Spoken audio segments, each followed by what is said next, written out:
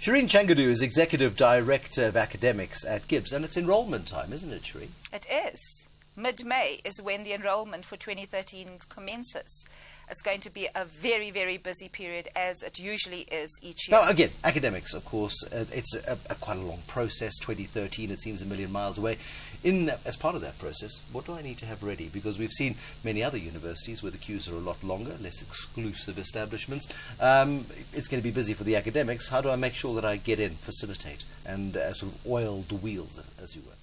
Well, it's very important that your application is submitted as early as possible. So we open in mid-May and close applications mid-November. But the important thing is that we have rolling admissions, and you don't want to leave your application to the last minute, because we do have far more applications than we have places.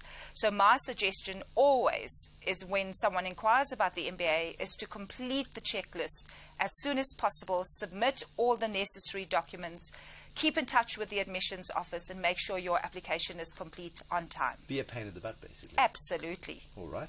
It's a good lesson. Who's this MBA for, ultimately? Because one looks at the MBA graduates, and there's something like 1,180 graduates since the beginning of Gibbs in the year 2000. It's exclusive. Not everybody can have an MBA.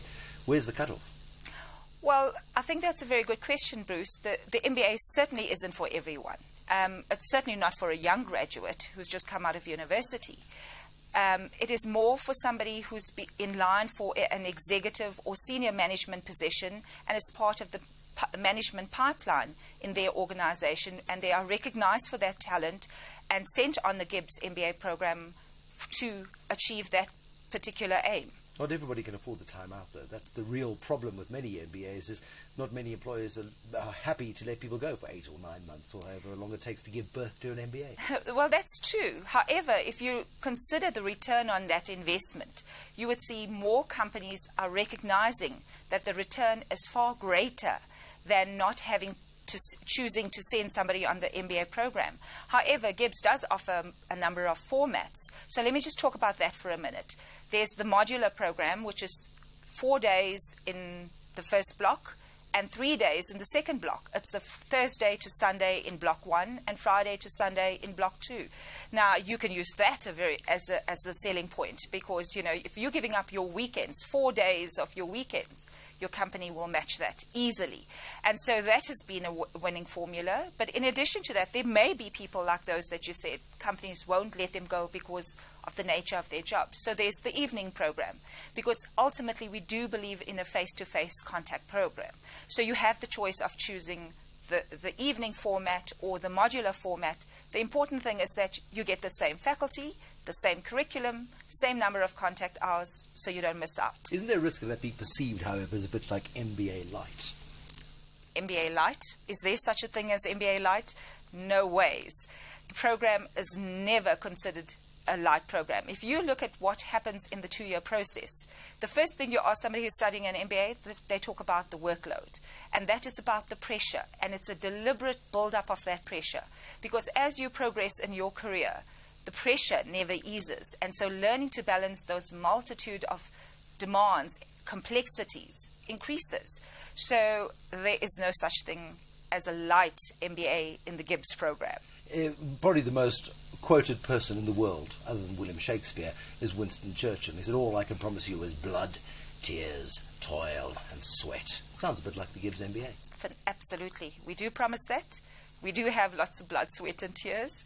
We have interesting fights in and out of the classroom, especially with the syndicates, because you get to live with each other. You become part of each other's family, as it were. And, you know, as families, you either love or hate them, but you can't change it. So, you know, we do promise that. And it's exactly what happens in the program. But the learning is so rich that we'll have it no other way. Put your money where your mouth is, then. The learning is rich. Give me an example of somebody who's done great things post a Gibbs Just MBA. one. Just one. Go on, pick one. Nomfanelo Magwenshu. I love telling Nomfanelo's story. You know, Nomfanelo was one of those very brave souls who took on the Gibbs MBA when we were just a plastic model. Now that's bravery for you. And she completed the Gibbs MBA, and she went on to achieve great things in corporate South Africa.